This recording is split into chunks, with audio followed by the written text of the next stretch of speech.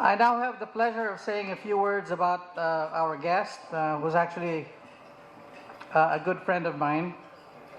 Back in university days, we always knew where to find him. He would be in the cafeteria playing bridge with his math book open by his side. And when you figure out and process that information, you kind of wonder how he graduated with a degree in Bachelor of Arts, major in economics from the Ateneo de Manila University, under a full scholarship, while most of the time he played bridge. I mean, ladies and gentlemen, there's an IQ connection here, so let's remember that, and you will appreciate that when he comes, and well, he has to prove it. He also served as a senior executive with giving him a multifaceted 35 years experience in banking and insurance. From 1979 to 1984, he served as senior manager of Union Bank. From 84 to 1997, he served as deputy general manager of the Bank of Boston. From 1997 to 2000, he was treasurer and senior vice president of Urban Bank. From 2000 to 2002, he was officer in charge of Urban Bank Corp investments. And from 2001 to 2002, simultaneously, he was senior vice president of Export and Industry Bank. From 2002 to 2008, he was general manager of Value Gen Financial Insurance Company. Since 2008, our guest speaker has served as president of MRC Allied Industries, and from 2009, chief financial officer of Creative Hotel Concepts Group. Since 2010, he has served as the principal accounting officer and controller of, and chief financial officer and senior vice president, wow, so many jobs, of Benguet Corporation. It's a bit like him doing his bridge and reading his math book. So we know that he's multifaceted and able to handle all of these things. Ladies and gentlemen, please put your hands together and join me to welcome our guest speaker, the Chief Financial Officer and Senior Vice President of Benguet Corporation, Mr. Toto Claraval. Thank you, Leo. Thank God he stopped at something as innocuous as bridge. I was cringing in my seat. Thank you so much, Kevin, for the invitation, this opportunity to give a brief talk, and I will stress it will be brief, on a project of Benguet Corporation. This is a project of, as you can see, Benguet Corporation, and it will be under a wholly owned subsidiary called WorldResources Corporation. If any of you can speak the Ibaloy dialect or the Kankaneng up north, you will find out that the word Balatok means gold. Yeah, so effectively we've got a company called Gold Resources Corporation. Number being flashed there is actually a date, and it's an advertisement for the company. That's August 12, 1903, when Benguet Corporation was established. And so in 4 days, the company will be 111 years old. It's on its third corporate life cycle.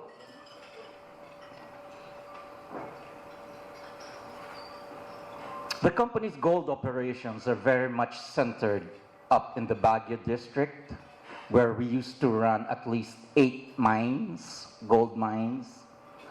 The area being flashed in the screen is approximately 45 minutes to an hour's drive from the Baguio Country Club.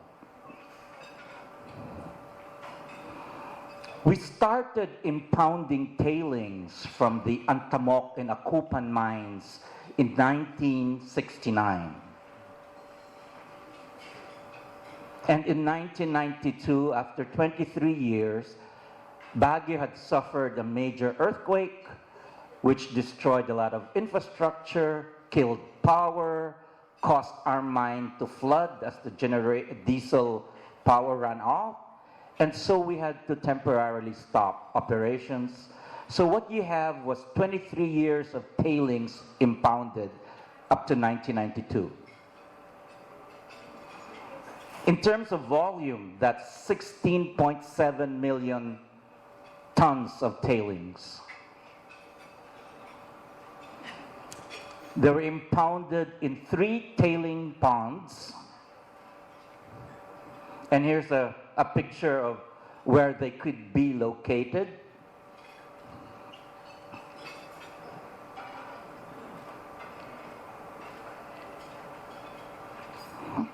That's one pond.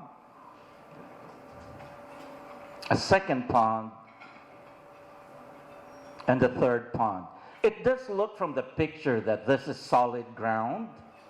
And we actually had an incident 2 years ago when we were still conceptualizing how best to take out the tailings from these ponds. One of our contractors said, oh, that's easy. I'll bring in 50 dump trucks and 15 backhoes and I'll take care of taking the tailings out. So he drives a Komatsu dump truck right to the middle of the ground, of the pond. And it started, as you may imagine, sinking and sinking and sinking. Because the pond by itself underneath is watery, slurry type. So there's no way you can actually bring a truck into the pond. Based on our analysis and various assays made, the ponds contained approximately 0.65 grams of gold per ton of tailings. In terms of the equivalent gold content of those tailings, this could be translated to approximately 350,000 ounces of gold by using the standard volume grade plus other factors computation.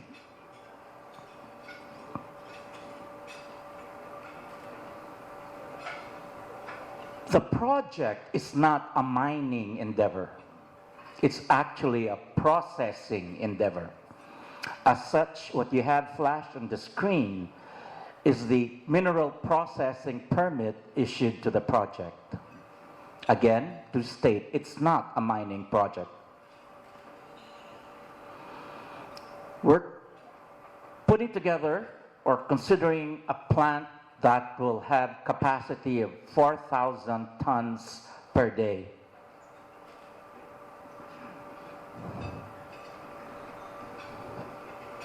And this is a 2D presentation of how the plant will look like. You start off with, gotta put back my glasses. The storage facility. You can read it better than I can. The flotation side, the fine grinding area, the CIP tanks, the gold room? Detox, then the gold room. And what you have, ladies and gentlemen, is very much a conventional CIP type of plant. There is no rocket science for this project. It's going to cost Benguet approximately $30 million to put everything together. Approximately $22.8 million in terms of actual cost of equipment.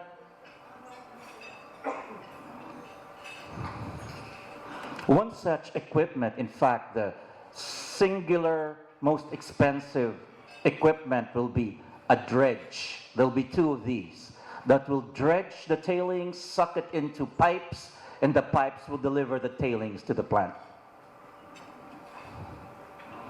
$25 million to include soft costs,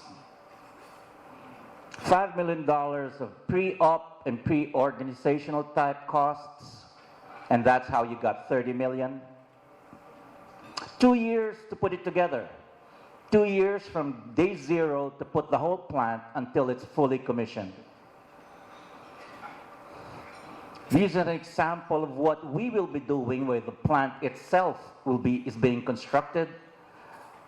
It'll be a process whereby we will empty one of the tailings ponds, transfer the contents to another pond, so that the empty pond will then be the new repository of the new tailings to be developed after the process.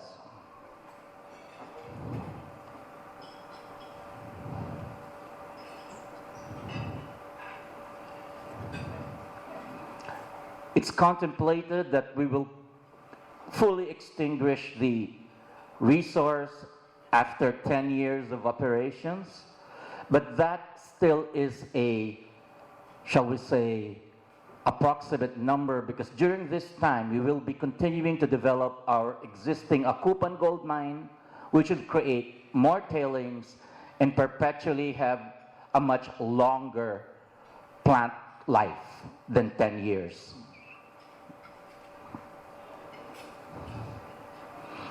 We expect to extract 85% of the 16.7 million worth of tailings,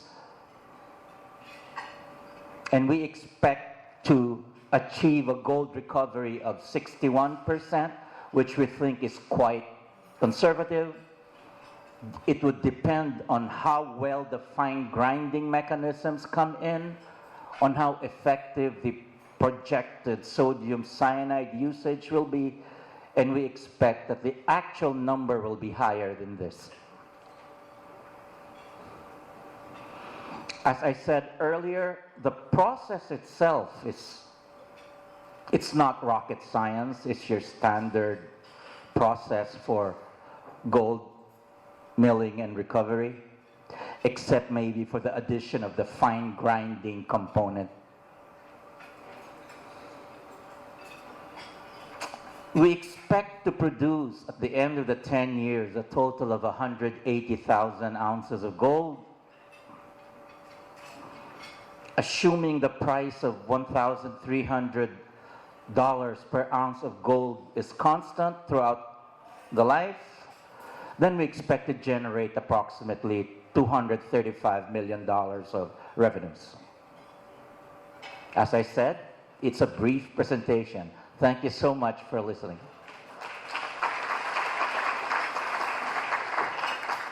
So ladies and gentlemen, it's Q&A time. Toto is here to answer any questions that you might have, including whether or not they're open to investment. Do you need any money for that project? Of course. Oh, they need money for the project. So already answered question number one. From your cross sections, it looked like you were going to reprocess from one tailings pond and put reprocessed tailings on top of the two other tailings ponds. Will you process all three tailings ponds or just one? Yes, the concept is to first empty out one and distribute it to the other two, and then bring that into the processing facility, at which time the new tailings created will be redeposited to the emptied pond. So you'll move the first lot of tailings twice?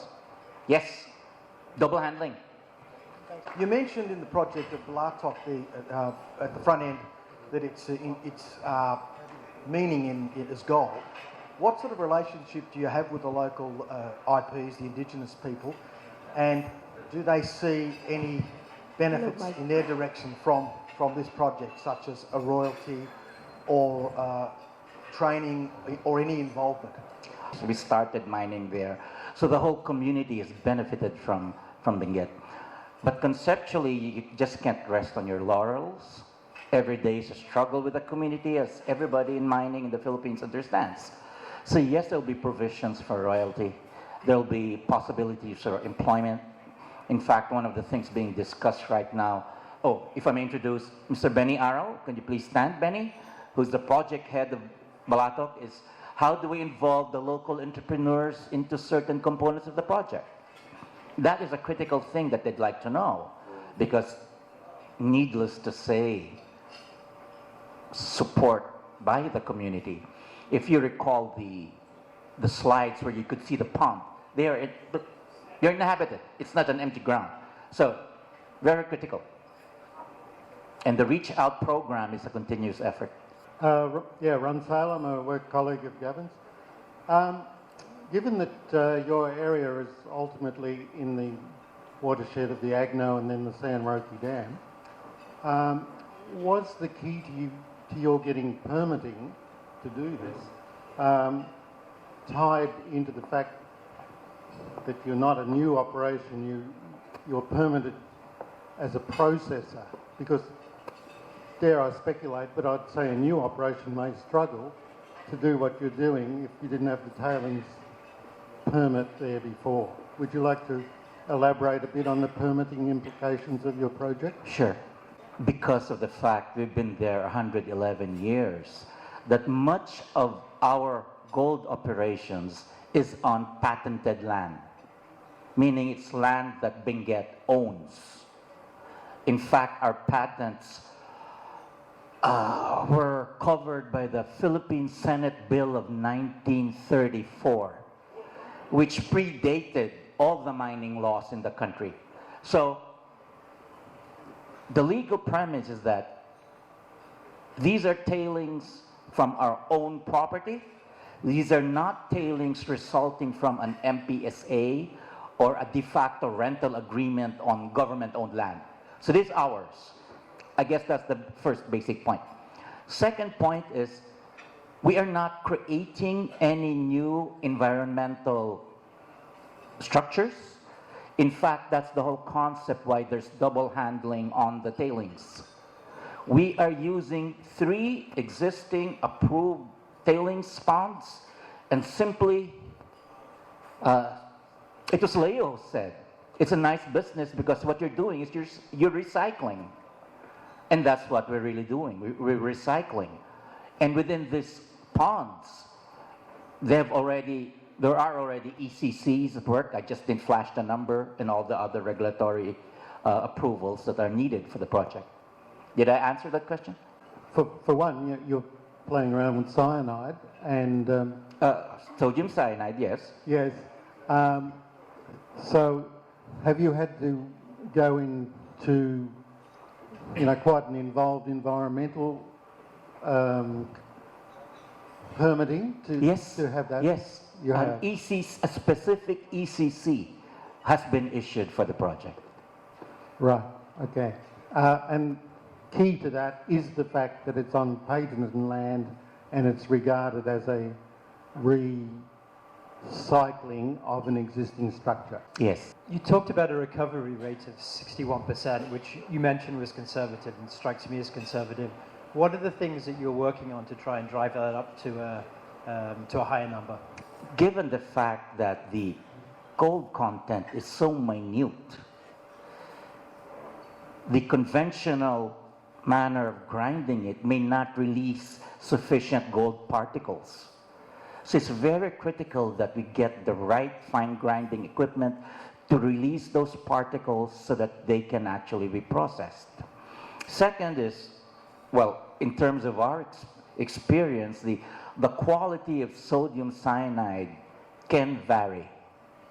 So if there is such a thing as a more quality, if there's such a word, sodium cyanide that we pick up, that will certainly drive the recovery as well. But from a financial perspective, we felt a 61% recovery rate was sufficient and conservative. I am Ferdy of Q2 HR Solutions. And my question is there a way to process the tailings without the use of sodium cyanide at the moment? Knowing that there are already new technologies and development in mining today to make it more environment friendly. Although I agree that after 2 or 3 days, the cyanide is not anymore going to affect the land. But then again, if there are some weather conditions up north, for example, that destroys the container, so this shall go to the land and the tailing shall have an effect on it. So my question again is there any other technology out there that we can make use so that it's more environment friendly. Thank you. I have very little metallurgical background. Yes, we do have heard, Benny, right, of other processes that we have not yet fully looked at, and we're very much, if you can lead us and show us the way. We're very much open to that. We're very much open to process improvements, and we're going to talk. I may expect a question about contracting arrangement, engineering supplies. Everything's on the table. Equity investments are on the table. We're open. We'd like to make it better than we have. And in spite of the fact that we pride ourselves for being in business for 111 years, we don't know everything. And we admit that. So if there's options out there that make the project more successful, we're very much willing to sit down and talk about it. Toto, given that the $30 million plant, 10 years processing, there are some other mining companies very close to you that have been going, not for 111 years, but for over 50 plus years. Is there any opportunity for them to, I don't know, process their older tailings through the plant as well? We have a sense that a lot of people, a lot of producers are looking at us because it will be the first processing plant. Yes, yes. So we've had discussions with a major mine, which is our neighbor, on how they can truck their tailings to our facility once it's established. That is one possibility, although they haven't come out yet with a cost-effective study on how trucking if it can work or not. There's another mine located in Zambales, which I understand is completing their own study for tailings processing.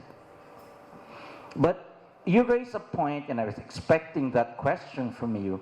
$30 million, hell of a lot of money. With $30 million now, you can buy a nickel, you can still buy a nickel mine and get it up and running and generating cash in a year. This one, 2 years to build before it generates cash. So those are the pros and cons of a whole tailings project. Thank you very much for that presentation. I'm Eb Hitchcliffe with the American Chamber of Commerce. One question is real easy. One is, I may have missed it, but what is the startup date projected? When do you expect to be in operation? If we can get financial closing done within the year, then we should have our first pour on or about January of 2017. Good. Thank you. The other one, the slide was very quick, so I may have misunderstood it, but... And that was intended. Are you doing, I think I saw that you're doing on-site smelting.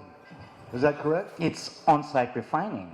Refining, so which includes the smelting? Yes. Which generally includes a lot of high-powered energy cost. Scrubber, where are you going to get your energy? We're in the grid.